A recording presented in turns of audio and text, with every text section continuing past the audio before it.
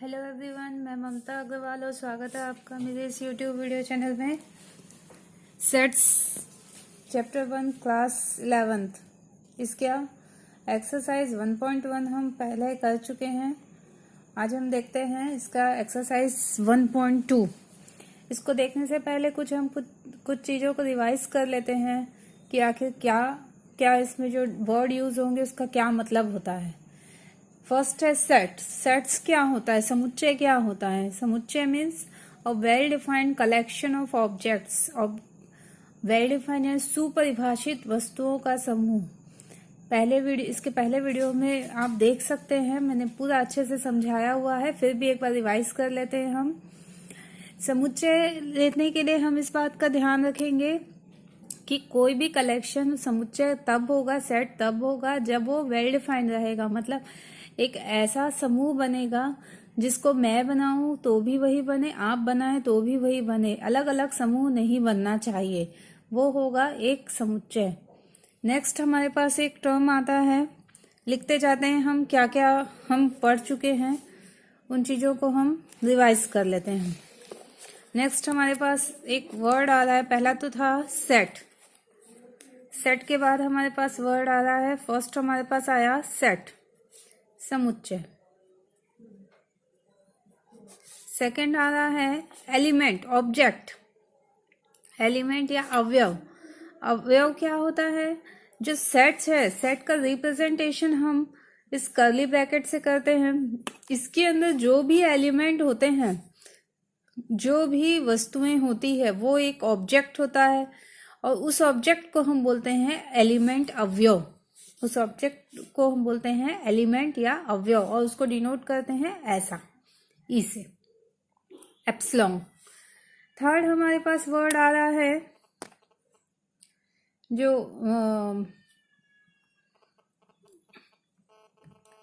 Third word आ रहा है roster form. Roster form क्या होता है? जो हम एक्सरसाइज 1.1 में पढ़ चुके हैं, हम उसी को अभी रिवाइज कर रहे हैं। रोस्टर फॉर्म क्या होता है? रोस्टर फॉर्म मतलब हम बोल सकते हैं रोस्टर फॉर्म को लिस्टिंग फॉर्म बोल सकते हैं हम। कोई भी सूची बनाना, किसी भी जैसे हमने इसको बहुत एक अच्छे उदाहरण से समझा था कि लता मंगेशकर के गानों का समूह अगर हम लेते हैं तो हम चाहे तो उसके सारे गानों को लिखते जाएं तो ये एक लिस्ट बन जाता है। और अगर इसमें सिर्फ ब्रैकेट में लिख दें लता मंगेशकर के गानों का समूह तो वो हो जाता है सेट बिल्डर फॉर्म, यानी समुच्चय निर्माण विधि। उससे हम जो है उस लिस्ट बना सकते हैं। दो चीज हमने पढ़ा था, एक था सेट बिल्डर फॉर्म और दूसरा था listing form. Set builder form यानी समुच्चय निर्माण विधि।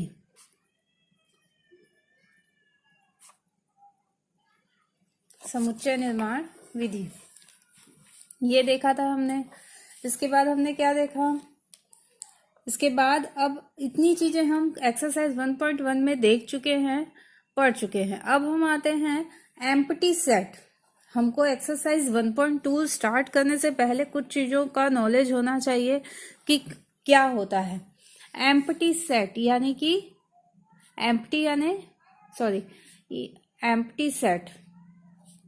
एम्प्टी सेट यानी रिक्त समुच्चय। रिक्त समुच्चय यानी ऐसा समुच्चय जो कि रिक्त हो, जिसके अंदर कोई भी एलिमेंट न हो। यानी हम इसको ऐसा लिख सकते हैं, एक ऐसा सेट जिसके अंदर कोई एलिमेंट नहीं है, और इसको हम ऐसे भी डिनोट करते हैं और या फाई से डिनोट करते हैं।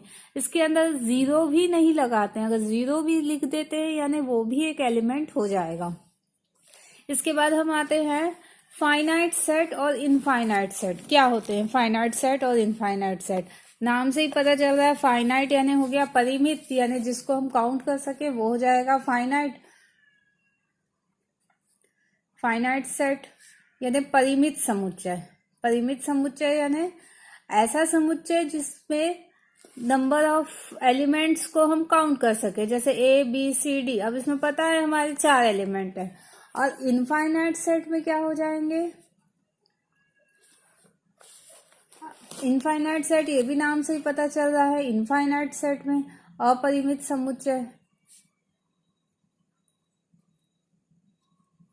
ऐसा सेट जिसमें अवयवों की संख्या काउंटिंग ना हो, जैसे नेचुरल नंबर तो हो जाएगा 1 2 3 अप टू इन्फिनिटी तक जाएगा, काउंटेबल नहीं, अनकाउंटेबल है ये। इसके बाद हमारे पास आता है इक्वल सेट। दो सेट इक्वल कब होते हैं? दो सेट इक्वल कब होते हैं? दो सेट इक्वल होते हैं जब उनके एलिमेंट्स इक्वल हो जाएं, जब उनके सारे एलिमेंट इक्वल हो जाएं, यानी कि अब इसको बोलते हैं समान समुच्चय। जैसे हमने दो सेट ले लिया, एक सेट ले लिया A equal to A B C D and B equal to ले लिए डी बी सी ए। तो ये दोनों में एलिमेंट्स ऑर्डर भले चेंज है दोनों में, बट नंबर ऑफ एलिमेंट्स भी सेम है और एलिमेंट्स भी सेम है ना। दोनों के अंदर जो एलिमेंट है वो सेम है, यानी ये क्या है? समान समुच्चय है। इतने टर्म पता होने चाहिए हमें नेक्स्ट एक्सरसाइज 1.2 करने के लिए। अब स्टार्ट करते हैं हम एक्सरसाइज 1.2। फर्स्ट क्वेश्चन क्या दिया हुआ है हमें? इसमें फर्स्ट क्वेश्चन हमको गिवन है, निम्नलिखित में से कौन से रिक्त समुच्चय के उदाहरण हैं? रिक्त समुच्चय यानी एम्प्टी सेट। कोई सेट एम्प्टी कब होता है? जब उसके अंदर कोई भी एलिमेंट न हो। दो से भाज्य विषम प्राकृत संख्याओं के समुच्चय। दो से भाज्य होने वाले विषम संख्याएं कोई होती हैं क्या? कोई नहीं होती, यानी कि ये जो है रिक्त समुच्चय होगा। सम अभाज्य संख्याओं का समुच्चय। अभाज्य संख्याएं कहाँ से स्टार्ट होती हैं? अभाज्य संख्याएं स्टार्ट होती हैं 2 3 5 ऐसे बढ़ती जाती हैं। तो सम अभाज्य संख्या 2 तो आ गया सम अभाज्य संख्या, यानी ये एम्प्टी सेट नहीं है। इसमें जो है सम अभाज्य संख्या में 2 तो रहेगा ही रहेगा। क्या रहेगा? केवल 2। x इस प्रकार से है कि x एक प्राकृत संख्या है और x का जो मान है वो छोटा है 5 से और साथ ही साथ x का मान बड़ा है 7 से, यानी x का मान प्राकृत संख्या है, छोटा है 5 से, यानी कि क्या हो जाएगा? अगर हम इसको लिखेंगे तो क्या आएगा? 1 2 3 4 और दूसरी तरफ आएगा x बड़ा है 7 से, यानी कि 8 9 अप टू इन्फिनिटी। तो क्या इसके अंदर कोई भी एलिमेंट हुआ? भाई उधर भी, यानी इसके अंदर तो कोई एलिमेंट नहीं हुआ, यानी ये एक एम्प्टी सेट एम्प्टी सेट बनेगा। ये एक एम्प्टी सेट बनेगा। इसके बाद y सच दैट y किन्हीं भी दो समांतर रेखाओं का उभयनिष्ठ बिंदु है। समांतर रेखाएं क्या होती हैं? ऐसी दो रेखाएं होती हैं जो कहीं पर भी नहीं मिलती। तो क्या उनमें कोई उभयनिष्ठ बिंदु हो सकता है? नहीं हो सकता, यानी ये भी एक एम्प्टी सेट होगा। क्लियर है ये? इसके बाद हम आगे बढ़ते हैं। क्वेश्चन नंबर 2, निम्नलिखित समुच्चयों में से कौन परिमित और कौन अपरिमित है? परिमित समुच्चय क्या होता है? ऐसा समुच्चय जो काउंटेबल हो और अपरिमित अनकाउंटेबल हो। चलो, वर्ष के महीनों का समुच्चय काउंटेबल होता है भाई ये तो यहाँ पर ये परिमित है। 1 2 3 कहाँ तक जा रहा है पता नहीं। ये 100 तक है यानी परिमित है। 100 से बड़े धन पूर्णांकों का समुच्चय ये तो अपरिमित है। अच्छा, इसमें कट नहीं, ट्रू फॉल्स नहीं बताना है, परिमित अपरिमित बताना है। यानी ये हो जाएगा फाइनाइट, ये इनफाइनाइट, फिर फाइनाइट और फिर ये इनफाइनाइट। 99 से छोटे अभाज्य पूर्णांकों का समुच्चय, इसको तो हम गिन सकते हैं कहां से कहां तक क्या होगा, यानी ये क्या हो गया? फाइनाइट।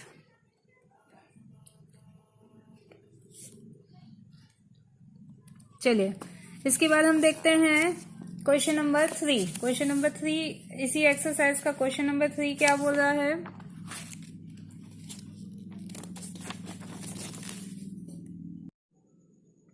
चलिए देखते हैं हम। क्वेश्चन नंबर 3 स्टार्ट करते हैं। State whether each of the following set is finite और इनफाइनाइट। फाइनाइट सेट में हमको देखना है काउंटेबल सेट और इनफाइनाइट सेट में हमको देखना है uncountable set. First the set of lines which are parallel to X axis. X axis के पैरेलल हम कितनी लाइन ले सकते हैं? एक्स एक्सिस और वाई एक्सिस हम ले लेते हैं। ये हमारा एक्स एक्सिस है, वाई एक्सिस है। एक्स एक्सिस के पैरेलल लाइन कितनी भी ले सकते हैं, इस तरफ भी ले सकते हैं हम, यानी कि ये इनफाइनाइट सेट होगा। इसके बाद आते हैं हम the set of letters in the English alphabet. English alphabet में कितने लेटर्स होते हैं? सबको मालूम है 26, जिसको हम गिन सकते हैं, यानी ये हो गया finite set. The set of numbers which are multiple of 5। 5 के मल्टीपल ऐसे कितने नंबर होंगे? कितने भी ले सकते हैं, 5, 10, 15 अप टू इंफिनिटी तक ले सकते हैं, मतलब ये हो गया इनफाइनाइट सेट।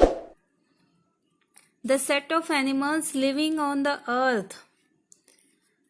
ये थोड़ा सा अपने अपने सोचने की बात है। यहाँ अर्थ में रहने वाले जितने भी एनिमल्स हैं, आजकल तो काउंटेबल भी हो गया है, तो ये काउंटेबल भी हो सकता है, यानी फाइनाइट भी हो सकता है, इनफाइनाइट भी हो सकता है। चलिए इसको फाइनाइट मान लेते हैं अभी का सोचकर, ये हो जाएगा finite. The set of circles passing through the origin. चलिए उसको देखते हैं हम। The set of circles passing through the origin, ये एक ओरिजिन होता है, ओरिजिन से पास होने वाला सर्कल। 1 हो गया, 2 हो गया, 3 बन गया, 4 बन गया, 5 बन गया, कितने भी बना सकते हैं हम ओरिजिन से पास होता हुआ, यानी ये भी जो सेट बना है वो क्या बना है? अनकाउंटेबल यानी इनफाइनाइट सेट। नेक्स्ट क्वेश्चन देखते हैं। क्वेश्चन नंबर 4 है in the following statement whether A equal to B or not. A equal to B यानी समान समुच्चय हैं कि नहीं है। समान समुच्चय कब होते हैं? जब एलिमेंट्स दोनों सेट के सेम हो, भले उनका ऑर्डर चेंज हो जाए, उनका क्रम चेंज हो जाए, कोई फर्क नहीं पड़ता। ए बी सी डी, देखो यहाँ ए है, बी भी है, सी भी है, डी भी है, यानी ये जो है ए इक्वल टू बी है, इसमें ए इक्वल टू बी। इसके बाद नेक्स्ट है 4, 8, 12, 16 और 8, 4, 16, 18 आ गया, यानी ए इक्वल टू बी नहीं है, समान समुच्चय नहीं है। नेक्स्ट है ए इक्वल टू 2, 4, 6, 8, 10 और दूसरी तरफ है B equal to X such that X is positive even integer and the value of X is less than equal to 10। हम बी सेट को ठीक से इसको रोस्टर फॉर्म में लिख लेते हैं। क्या क्या आ जाएगा? 10 से छोटा और उसके बराबर का समपूर्णांक संख्याएं क्या क्या होंगी? समपूर्णांक संख्याएं 2, 4, 6, 8, 10। तो ये दोनों तो इक्वल आ गया, यानी यहाँ पर क्या है? ए इक्वल टू बी। नेक्स्ट दिया हुआ है ए इक्वल टू है एक्स, जहां x is a multiple of 10। Multiple of 10 क्या क्या हो जाएंगे? 10, 20, 30, 40 और बी गिवन है 10, 15, 20, 25। लेकिन यहाँ पर 15, 25 ये सब आया और यहाँ नहीं आया, यानी ये A is not equal to B है। इसमें जो है दोनों सेट इक्वल नहीं है। क्लियर है ये? अगले क्वेश्चन की तरफ जाते हैं हम। Question number 5। क्वेश्चन नंबर 5 क्या कह रहा है? Are the following pair of sets equal. फिर से वही बताना है हमको कि इक्वल है कि नहीं है। इक्वल कब होते हैं? जब दोनों के एलिमेंट्स सेम हो जाएं। चलिए देखते हैं एलिमेंट सेम है क्या। फर्स्ट में दिया हुआ है a इक्वल टू 2, 3 और b इक्वल टू है x, जहां x is a solution of this. इसका सॉल्यूशन यानी क्वाड्रेटिक इक्वेशन है। क्वाड्रेटिक इक्वेशन का सॉल्यूशन जो है देखने के लिए आप मेरे आई बटन को क्लिक करके देख सकते हैं। बहुत अच्छे से मैंने अलग से एक वीडियो बनाया है इसका जो है सॉल्यूशन अभी निकाल लेते हैं। क्या आ जाएगा? x² + 5x + 6 equal to 0। इसका सॉल्यूशन हम ले लेते हैं, क्या आएगा, X square plus 2x plus 3x plus 6 equal to 0, यानी X square plus 2x plus 3x plus 6। जिनको भी प्रॉब्लम है वो देख सकते हैं, मेरे एक प्रीवियस वीडियो में मैंने ये बताया हुआ है कि क्वाड्रेटिक इक्वेशन को, द्विघात समीकरण को हम कैसे सॉल्व करते हैं मैजिक स्क्वायर मेथड से। चलिए देखते हैं, ये हो जाएगा x इक्वल टू -2 और ये -3, -2 -3। तो इसका सॉल्यूशन में क्या आ जाएंगे, -2 -3। तो क्या a और b दोनों इक्वल है, नहीं है, क्यों, क्योंकि इसका हल ये सेम नहीं आया, तो a is not equal to b। इसके बाद दिया है a इक्वल टू x, जहां x is a letter in the word follow. Follow में क्या क्या आ जाएगा, a इक्वल टू हो जाएगा FOLW, और b में क्या क्या आ जाएंगे elements, b equal to WOLF, दोनों इक्वल हैं इसलिए a equal to b। Next दिया है question, from the sets given below select equal set. इतने सारे सेट्स दिए हुए हैं और हमको देख करके बताना है कि कौन कौन से सेट इक्वल हैं।